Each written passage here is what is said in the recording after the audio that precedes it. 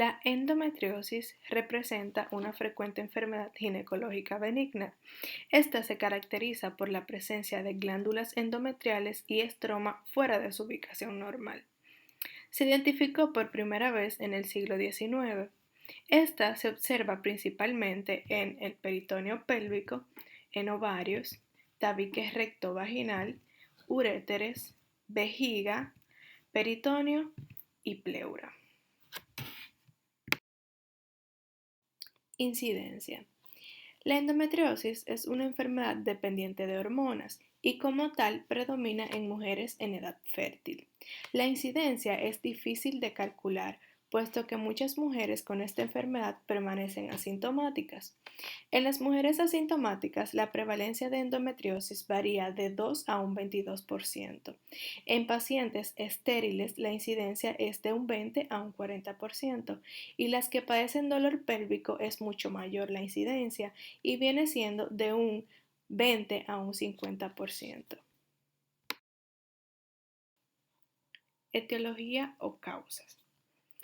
Normalmente se desconoce la causa definitiva de la endometriosis, pero se han descrito varias teorías con datos que los apoyan, como son la teoría de la menstruación retrógrada, la diseminación linfática o vascular, metaplasia celómica y la teoría de la inducción.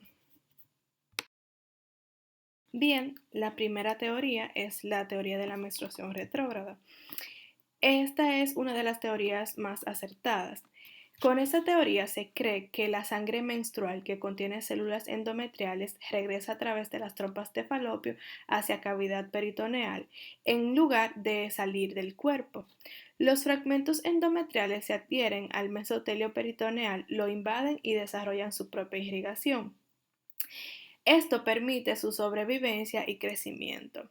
Esta teoría se propuso en el 1920 y se consolidó al encontrar un mayor volumen de sangre y tejido endometrial en la pelvis de mujeres con endometriosis. En dichas pacientes también se ha observado hiperperistalsis y disperistalsis uterina. La segunda teoría es la teoría de la diseminación linfática o vascular. También se ha demostrado que la endometriosis es producto de la diseminación linfática o vascular del tejido endometrial. Esta teoría se sustenta en la presencia de implantes en ubicaciones inusuales, como por ejemplo en el peritoneo o la región inguinal. La región peritoneal posee una circulación linfática abundante y se ha descubierto casos de la enfermedad a nivel de los pulmones, sistema digestivo y cerebro. Estos casos se justifican por el transporte del tejido endometrial a través de las vías circulatorias o las vías linfáticas. La siguiente teoría y tercera es la teoría de la metaplasia celómica. Esta es una de las teorías menos acertadas. Como bien sabemos, la metaplasia es la transformación de un tejido a otro que puede tener un parentesco. Según esta teoría, el peritoneo y el endometrio parecen tener un precursor común, que es el epitelio celómico. Por tanto, se cree que el tejido peritoneal podría sustituirse por tejido endometrial. Algunos investigadores creen que esto pasa en la etapa embrionaria, cuando se forma el útero, gracias a los conductos de Müller, mientras que otros consideran que algunas células adultas conservan la capacidad de transformar el tejido reproductivo en la etapa embrionaria. O sea que en el futuro ellas pueden tener, como quien dice, una memoria y conservan la capacidad para poder transformarse en este tejido.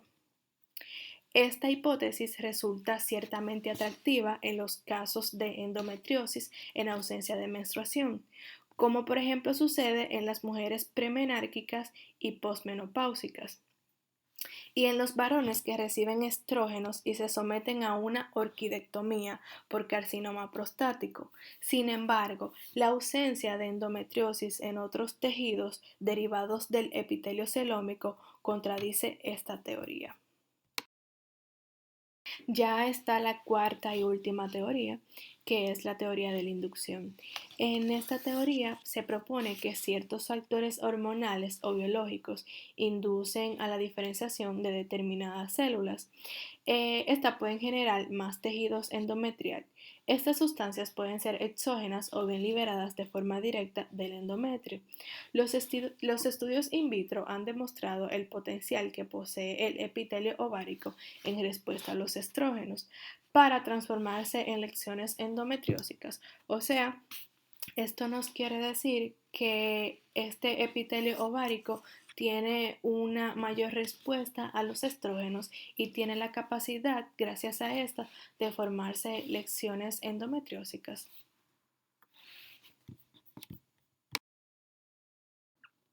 Dependencia hormonal. Los estrógenos guardan una relación causal con la endometriosis. Esto es muy parecido a la teoría anterior que ya le expliqué. En los implantes endometriales existe deficiencia de deshidrogenasa 17-beta-deshidroesteroide tipo 2. Esta tiene la función de desactivar los estrógenos. Entonces, si existe deficiencia de esta, va a haber un aumento de estrógenos en el organismo. Esta combinación enzimática asegura que los implantes tendrán un ambiente estrogénico. Además, los estrógenos producidos en las lesiones endometriósicas ejercen su efecto biológico dentro del mismo tejido o en las células en las que son producidas. Este fenómeno es llamado intracrinología. En la endometriosis hay una participación del sistema inmunitario. En los tejidos endometriósicos se han identificado alteraciones de la inmunidad. Como bien sabemos, los macrófagos actúan como fagocitos en diversos tejidos y se ha observado un mayor número en la cavidad peritoneal de mujeres con endometriosis. En cuanto a los linfocitos citolíticos naturales, son células inmunitarias que poseen actividad citotóxica contra las células extrañas. Estas se han visualizado niveles bajos en mujeres con endometriosis. También se ha observado una mayor concentración de interleucina 1, interleucina 6 e interleucina 8. También se han encontrado los niveles altos de factor de crecimiento del endotelio vascular.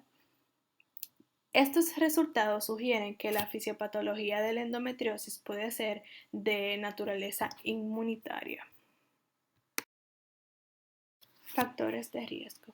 Hay varios factores que favorecen a la formación de endometriosis, como es la predisposición familiar. También defectos anatómicos, como es la obstrucción del cuello uterino. Otro factor es la mutación genética y polimorfismo.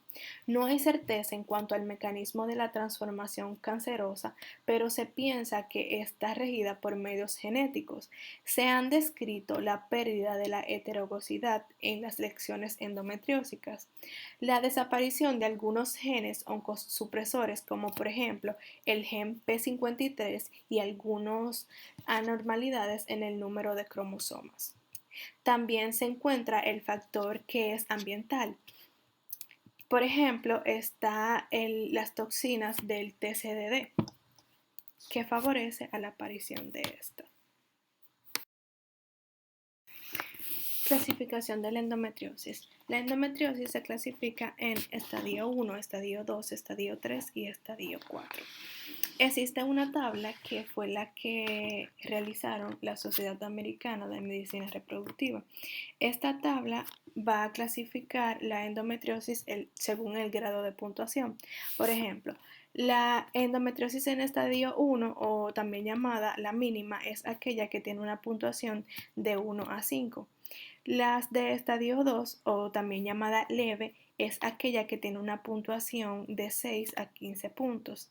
La de estadio 3 o moderada es aquella que tiene una puntuación de 16 a 40 puntos. En cambio, la de estadio 4 es aquella llamada grave o severa que tiene una puntuación más de 40 puntos. Con esta tabla se puede concluir con las puntuaciones, la clasificación de esta. El método primario de diagnóstico de la endometriosis es la visualización de las lesiones. Esta se puede visualizar por medio de laparoscopía o con obtención de tejido para confirmación histológica o sin ella. La endometriosis puede aparecer en cualquier sitio de la pelvis y otras superficies peritoneales extrapélvicas. Por lo general, esta se ubica en las zonas declive de la cadera, como con frecuencia se observa en los ovarios, peritoneo pélvico, en el fondo del saco, el ligamento o los ligamentos uterosacros, en el tabique rectovaginal, los uréteres y las trompas de falopio. Rara vez esta la podemos encontrar en la vejiga, en el peritoneo y en cicatrices quirúrgicas. En una revisión histopatológica se informó que se había observado la enfermedad en todos los órganos con excepción del vaso. La sintomatología. En la endometriosis, el dolor pélvico es una causa común. En muchas mujeres enfermas varía de manera considerable y puede ser cíclico o crónico. No se conoce la causa de fondo, pero se cree que puede ser causado por citocinas proinflamatorias o prostaglandinas liberadas por los implantes endometriósicos hacia el ligamento peritoneal. También en muchas mujeres con endometriosis se manifiesta dolor cíclico durante la menstruación, que es lo que conocemos como dismenorrea. Por lo general, la dismenorrea por endometriosis aparece entre 24 y 48 horas antes de la menstruación. Las mujeres informan que no sienten una respuesta a la administración de antiinflamatorios no esteroides, o sea, que la sintomatología no mejora con la administración de este. También otra sintomatología es la dispareunia. La dispareunia por endometriosis casi siempre es causada por un tabique rectovaginal o un problema de los ligamentos uterosacros, pero algunas veces se acompaña de algún trastorno ovárico. También está la disuria, que es el dolor al orinar o micción dolorosa. Disquesia, que es la defecación dolorosa. Esta surge con menor frecuencia que otros tipos de molestia del aparato reproductor. Esta refleja en forma característica la defecación del recto sigmoideo por implantaciones endometriósicas. O sea, cuando pacientes presentan disquesia es porque tienen mayor frecuencia de presentar implantes endometriósicos en el recto sigmoide.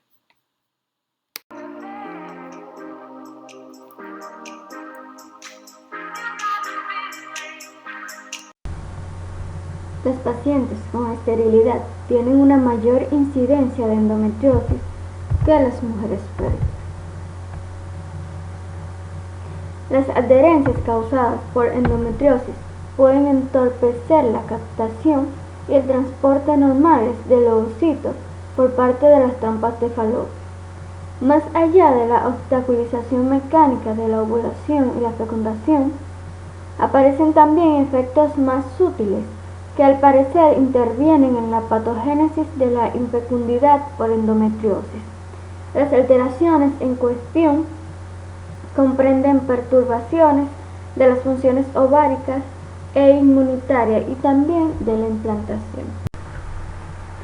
En los efectos sobre la foliculogénesis y la embriogénesis, varios investigadores sugieren que en las mujeres con endometriosis la foliculogénesis es deficiente. El desarrollo y la calidad de los embriones en mujeres en las que se ha practicado la fecundación in vitro se comparó con los de los embriones de mujeres con infecundidad a causa de un factor tubárico. Se encontraron mucho menos blastómeros por embrión y un mayor índice de detención del desarrollo embrionario en el grupo con endometriosis. En los cambios endometriales, la presencia de anomalías endometriales en mujeres con endometriosis confirma la posibilidad de que algún defecto en la implantación sea la causa de la subfertilidad que acompaña a esta enfermedad. Por ejemplo, en el endometrio eutópico de pacientes con endometriosis, se identificaron anormalidades en la expresión génica en comparación con el de mujeres sin la enfermedad. De manera específica, se ha demostrado la expresión deficiente de la integrina AFB3 en el endometrio en fase de periimplantación en mujeres con endometriosis, situación que pudiera vincularse con una menor receptividad uterina. Obstrucción intestinal y ureteral. La endometriosis puede afectar el intestino delgado, el ciego, el apéndice o el recto sigmoide y ocasionar obstrucción intestinal. La endometriosis del tubo digestivo por lo común se circunscribe al ataque de la subserosa y la capa muscular propia. Sin embargo, en los casos más intensos puede haber afectación transmural de la pared intestinal y ocasionar un cuadro clínico y radiológico compatible con cáncer. Por lo regular, con la laparoscopia se corrobora el diagnóstico definitivo. El tratamiento suele ser quirúrgico y en él se extirpa el segmento intestinal afectado y se practica anastomosis primaria.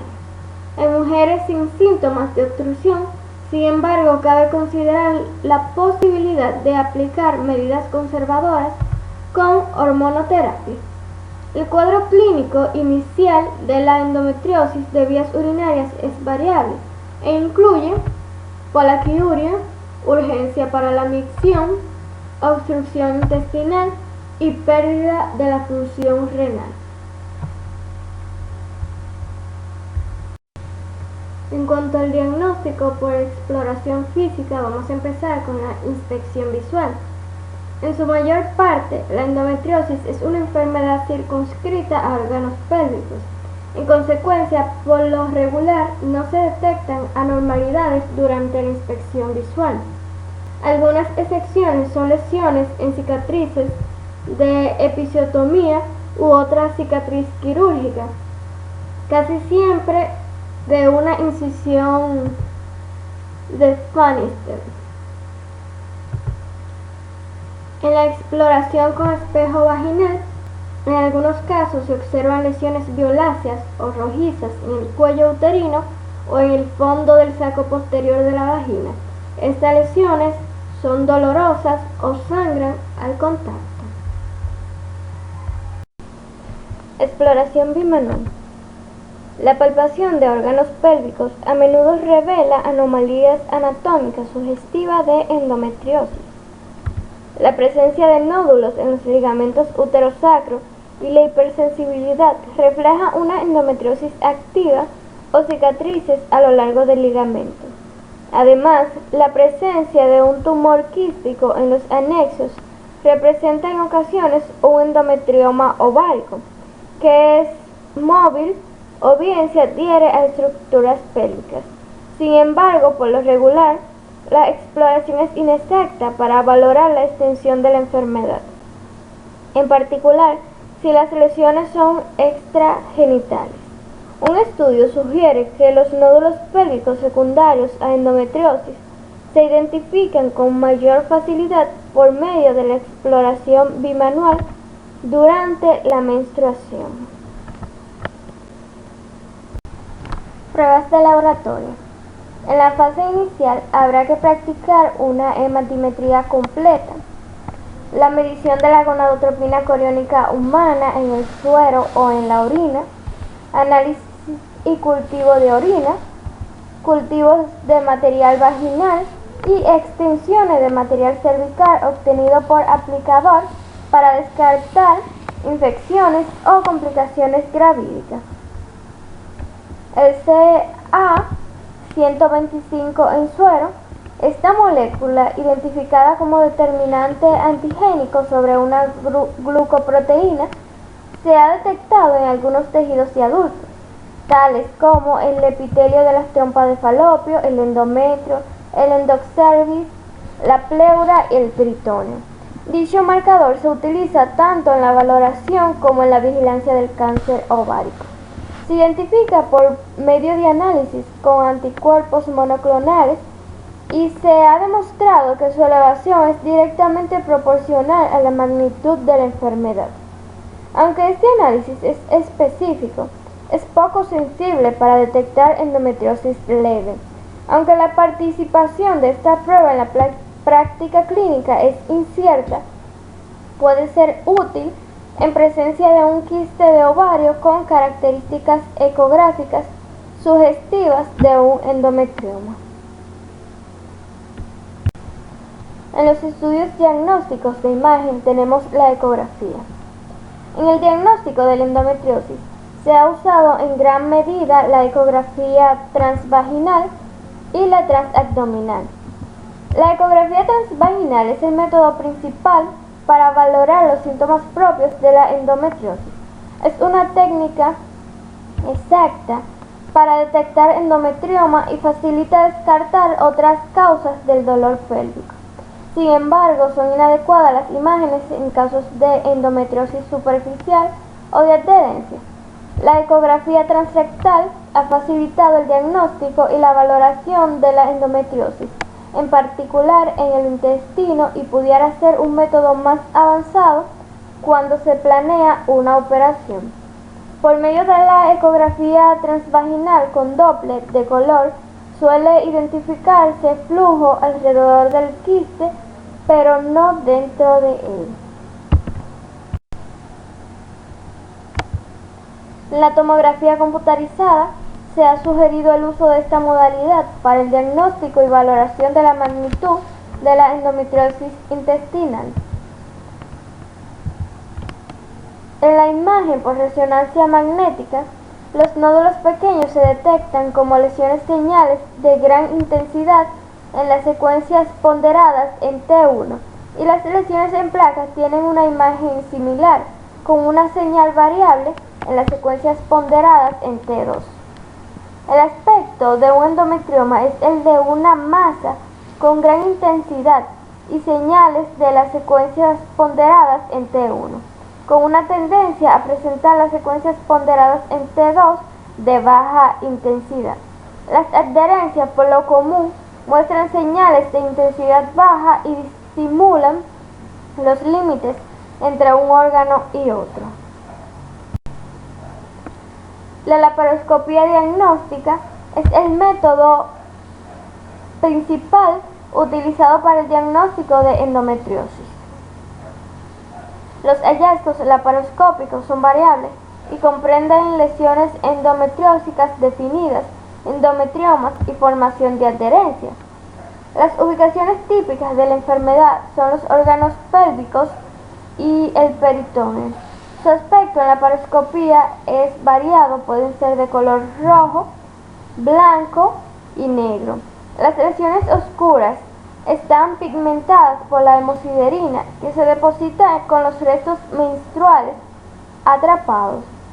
Las lesiones blancas y rojizas por lo general se correlacionan con los hallazgos histológicos de endometriosis. Además del color, las lesiones varían según su morfología.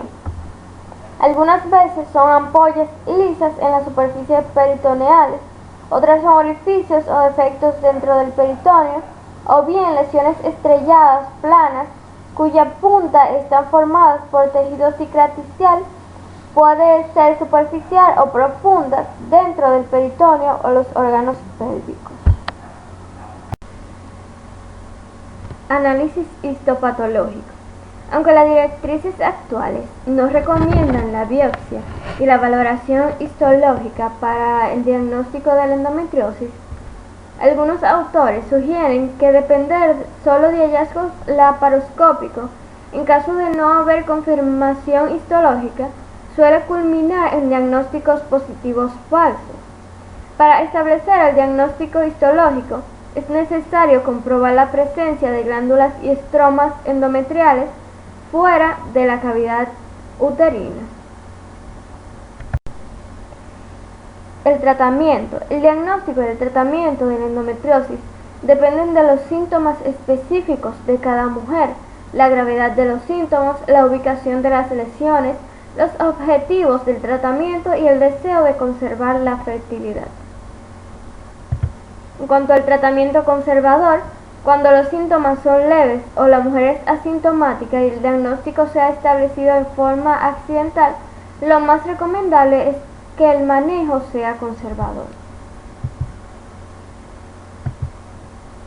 En cuanto a los tratamientos médicos del dolor, tenemos los antiinflamatorios no esteroides. Los AINES inhiben en forma no selectiva las isoenzimas 1 y 2 de la ciclooxigenasa, y dentro de dicho grupo, los inhibidores selectivos de la ciclooxigenasa 2 inhabilitan a dicha molécula de manera específica. Estas enzimas estimulan la síntesis de la prostaglandina que participa en el dolor y la inflamación de la endometriosis. Por ejemplo, se ha demostrado que el tejido endometriósico expresa una mayor cantidad de ciclooxigenasa 2 que el endometrio eutópico. Los AINES a menudo constituyen el tratamiento de primera línea en mujeres con dismenorrea primaria o dolor pélvico antes de confirmar la endometriosis por vía laparoscópica y en mujeres con dolor mínimo o leve con endometriosis diagnosticada. Ante los riesgos que imponen sobre el aparato cardiovascular el uso duradero de los inhibidores selectivos de la ciclooxigenasa 2, es importante utilizarlos en las dosis mínimas posibles durante los lapsos más breves necesarios. Anticonceptivos orales combinados. Al parecer, estos fármacos actúan al inhibir la liberación de gonadotropinas, al reducir el flujo menstrual y estimular la visualización de los implantes. Además, se ha demostrado que los contraceptivos orales combinados disminuyen el número de fibras nerviosas y la expresión del factor de crecimiento nervioso en las lesiones endometriósicas. El régimen continuo pudiera ser preferible que el régimen cíclico porque disminuye la frecuencia de dismenorrea en mujeres que no tienen alivio adecuado con la administración cíclica de contraceptivos orales combinados. Los progestágenos se sabe que antagonizan los efectos estrogénicos sobre el endometrio, provocando desidualización inicial y atrofia endometrial ulterior. En forma semejante a lo observado con los contraceptivos orales combinados, se ha demostrado que los progestágenos disminuyen el número de fibras nerviosas y la expresión del factor de crecimiento nervioso en las lesiones endométricas. Los progestágenos se pueden administrar para tratar endometriosis en diversas formas e incluyen las presentaciones de administración por vía oral, el acetato de medroxiprogesterona en depósito, un dispositivo intrauterino liberador de levonorgestrel y nuevos moduladores selectivos de los receptores de progesterona. El acetato de medroxiprogesterona. Algunos de los efectos colaterales de la dosis elevada son el acné, edema, aumento de peso y hemorragia menstrual irregular. En la práctica, este fármaco se prescribe a dosis de 20 a 100 miligramos diarios. También puede administrarse por vía intramuscular en su presentación de liberación lenta, en dosis de 150 miligramos cada 3 meses. Este último régimen retrasa la reanudación de la menstruación normal y de la ovulación, y no se debe utilizar en mujeres que contemplan la posibilidad de un embarazo inminente. El acetato de norepinefrina es un progestágeno sintético de la nortestosterona 19 que se ha utilizado en el tratamiento de la endometriosis. Se observó una reducción aproximada del 90% de la dismenorrea y el dolor pélvico. También se ha demostrado que es efectivo combinado con el agonista de la hormona liberadora de gonadotropina para la endometriosis.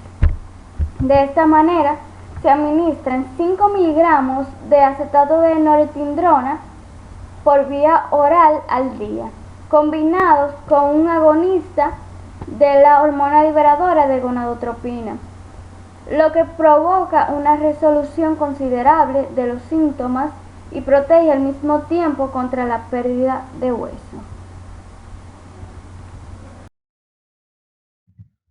Antagonistas de progesterona y moduladores selectivos de sus receptores. Es una opción nueva para el tratamiento de la endometriosis el uso de estos antagonistas de progesterona y moduladores selectivos de los receptores de la misma. Los primeros se van a unir a receptores de dicha hormona y la inactivan. Por el contrario, los segundos, según su perfil farmacológico individual, pueden activar o inactivar los receptores mencionados en forma variable dentro de los diferentes tejidos.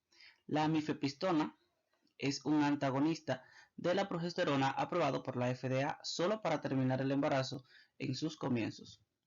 Un estudio, este fármaco disminuyó el dolor pélvico y la extensión de la endometriosis cuando se utilizó durante 6 meses en dosis diarias de 50 miligramos por vía oral. Sin embargo, como una reacción adversa, sus efectos contra la progesterona exponen sin obstáculos al endometrio a la acción de los estrógenos. Casi todos los antagonistas de la progesterona y moduladores selectivos de sus receptores son productos experimentales y no están disponibles para el uso clínico. También el azoprisnil es un antagonista de progesterona y modulador selectivo de sus receptores que induce atrofia endometrial y amenorrea. En estudios de fase 2, dicho fármaco mejoró la dismenorrea y los síntomas de dolor pélvico. Sin embargo, en algunas de las mujeres que lo recibieron presentaron cambios endometriales durante un estudio de extensión de tercera fase, en el que se utilizó azoprisnil para tratar leiomiomas y hubo necesidad de disminuir de forma prematura la dosis en todas las mujeres. Los agentes nuevos mencionados son promisorios para el tratamiento futuro de la endometriosis, pero en la actualidad la FDA no ha aprobado su uso. Andrógenos. Antes de que se contara con nuevos fármacos, los andrógenos tenían una gran importancia en el tratamiento de la endometriosis. De hecho, el primer medicamento aprobado en Estados Unidos para tratar dicha enfermedad fue el danazol, un andrógeno. La categoría de fármacos mencionadas poco a poco ha dejado de usarse como consecuencia de sus reacciones adversas tipo androgénico. El danazol es un andrógeno sintético y un derivado isoxazólico de la 17-alfa-etiniltestosterona.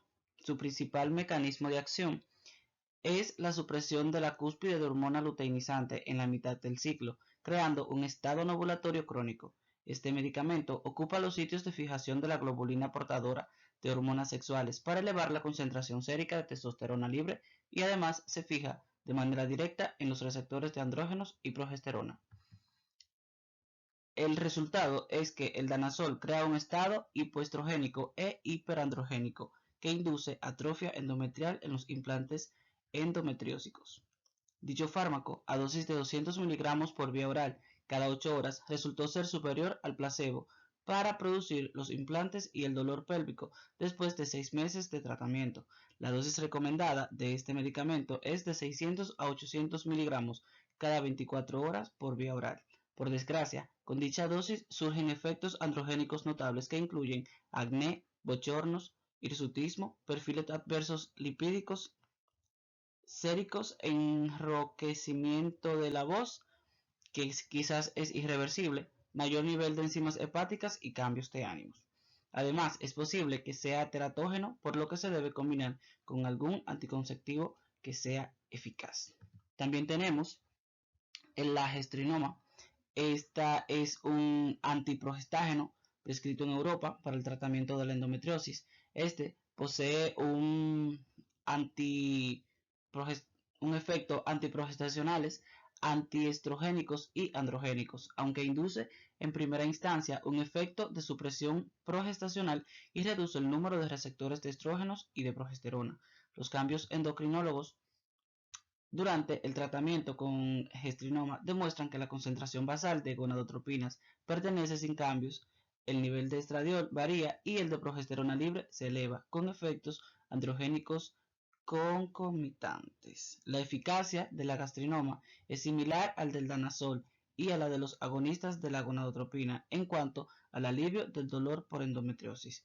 Este se debe administrar por vía oral a razón de 2.5 miligramos.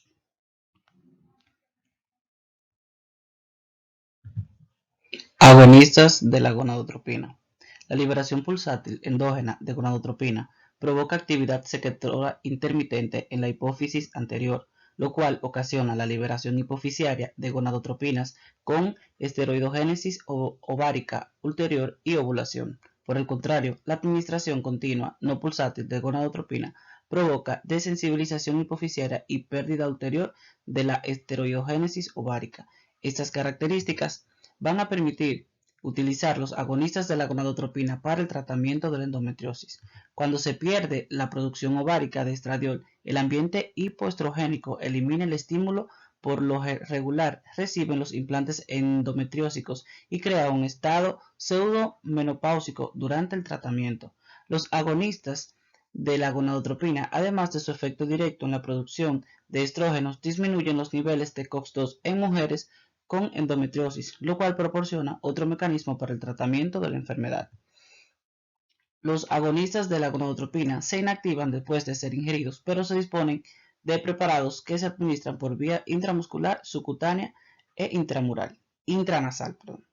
El acetato de leuprolida se puede administrar en una dosis mensual de 3.7 miligramos a una dosis trimestral de 11.25 miligramos por vía intramuscular. Entre los agonistas de la gonadotropina utilizados con menor frecuencia está la goserolina, que se administra en depósito de 2.6 miligramos cada mes o 10.8 miligramos cada 3 meses por vía subcutánea. La tripterolina, en aplicación mensual inyectable de 3.75 miligramos por vía intramuscular, y la nafarelina, utilizada en un régimen de nebulización nasal de 200 miligramos 2 veces al día. Excepto por la tripterolina, todos estos han sido aprobados de manera específica por la FDA para el tratamiento de la endometriosis.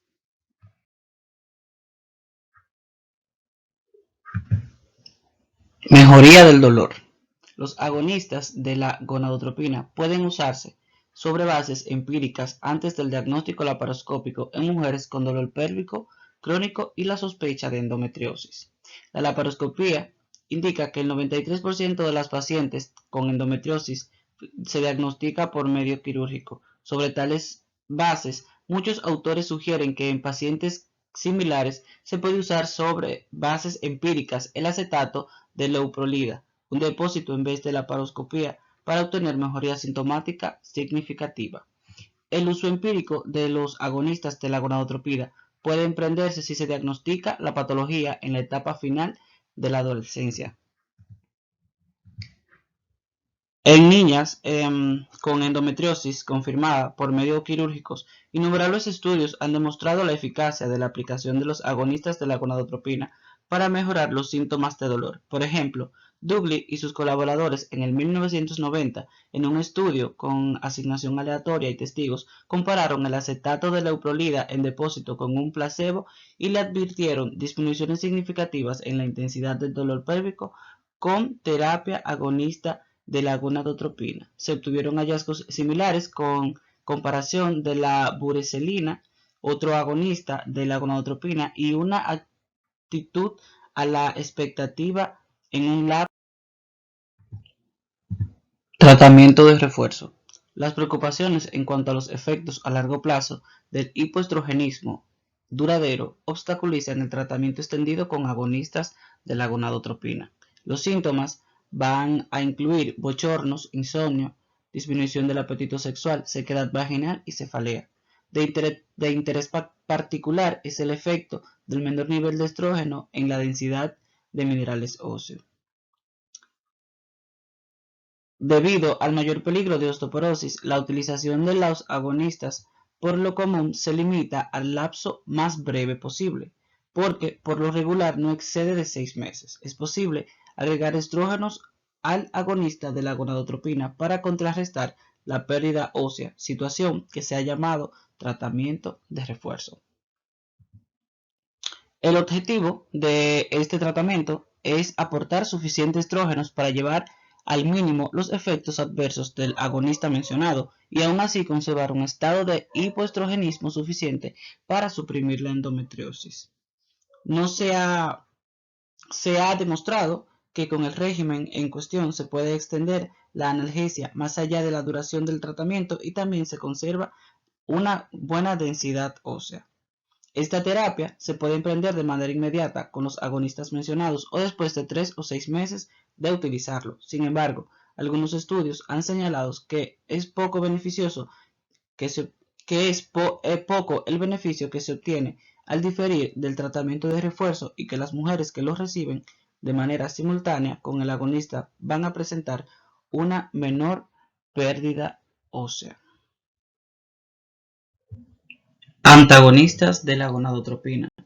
Los antagonistas de la gonadotropina constituyen otra categoría de análogos de dicha hormona con capacidad de suprimir la producción de gonadotropinas. A diferencia de los agonistas de la gonadotropina, los antagonistas de esta hormona no van a producir una liberación inicial ni una exacerbación de las gonadotropinas y de este modo es inmediata la supresión de estas últimas y de los esteroides sexuales. Los antagonistas de la gonadotropina se utilizan en primera instancia para suprimir la ovulación prematura de ciclos y no se ha estudiado de forma adecuada para tratar la endometriosis. A pesar de ello, algunos investigadores han valorado el uso de los antagonistas para tratar esta enfermedad en rata, detectando que son capaces de lograr la regresión de la patología. Los síntomas van a desaparecer. La laparoscopía de revisión indica que la enfermedad en 60% de los participantes tienen la endometriosis. Los antagonistas de la gonadotropina son promisorios para el tratamiento de este padecimiento y en la actualidad no se dispone de las formas de depósito a largo plazo. Al parecer son mejor toleradas y tal vez no necesiten el tratamiento de refuerzo. En la actualidad, inhibidores de la aromatasa. Como se mencionó, el tejido endometrial produce de forma local aromatasa, enzima encargada de la síntesis de los estrógenos. Los implantes producen estos por medio de aromatización de los andrógenos circulantes, por lo cual la endometriosis afecta a mujeres posmenopáusicas y origina síntomas resistentes al tratamiento. El anastrozol, un inhibidor de la aromatasa, se utilizó a principio para tratar endometriosis después de la menopausia y de procedimientos de histerectomía total y de salpingo-ovariectomía bilateral. Con el tratamiento se obtuvo un alivio notable del dolor, disminución importante del tamaño de las lesiones y una reducción del 6% de la BMD de la columna lumbar después de 9 meses de tratamiento. Un estudio pequeño de fase 2 exploró el uso del anastrozol junto con el refuerzo continuo de COC en dosis bajas durante 6 meses. Este análisis indicó una disminución notable del dolor en 14 de 15 mujeres que mostraban un cuadro de dolor rebelde por endometriosis. Los inhibidores de la aromatasa muestran perfiles de efectos adversos que incluyen hipoestrogenismo, similares a los agonistas de las gonadotropinas, pero son promisorios en casos graves y refractarios. Se necesitan más estudios para definir la eficacia de los regímenes en cuestión.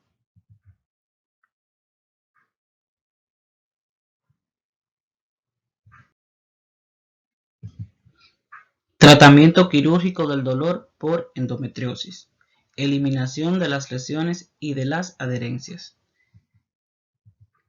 El método principal para el diagnóstico de la endometriosis es la laparoscopía, de manera que el tratamiento quirúrgico de esta enfermedad en el momento del diagnóstico constituye una opción muy atractiva. Numerosos estudios han analizado la remoción de lesiones endometriósicas mediante excisión o ablación. Por desgracia, muchos de estos ensayos no son comparativos o bien son retrospectivos. Sin embargo, en un solo estudio, con asignación al azar y con testigos, se compararon la ablación de las lesiones endometriósicas a través de la laparoscopía, a la que se agregó ablación de nervios uterinos y la laparoscopía diagnóstica como medida única. En el grupo sometido a la ablación, 63% de las mujeres obtuvieron notable alivio asintomático de síntomas en comparación con 23% en el grupo sometido al tratamiento a la expectativa. Por desgracia, la recurrencia es frecuente después de la ablación quirúrgica. La mediana de tiempo para la recurrencia fue de 20 meses. Este método es ideal para la ablación de los implantes con el fin de obtener alivio máximo de los síntomas. Es controversial. La ablación con láser no parece ser más eficaz que la electroquirúrgica convencional. Para la endometriosis infiltrante profunda, algunos médicos recomiendan la ablación quirúrgica radial, aunque no existen estudios que estén bien diseñados. Pero se supone que la lisis de las adherencias es un método eficaz para reducir el dolor en mujeres con endometriosis al restablecer la anatomía normal.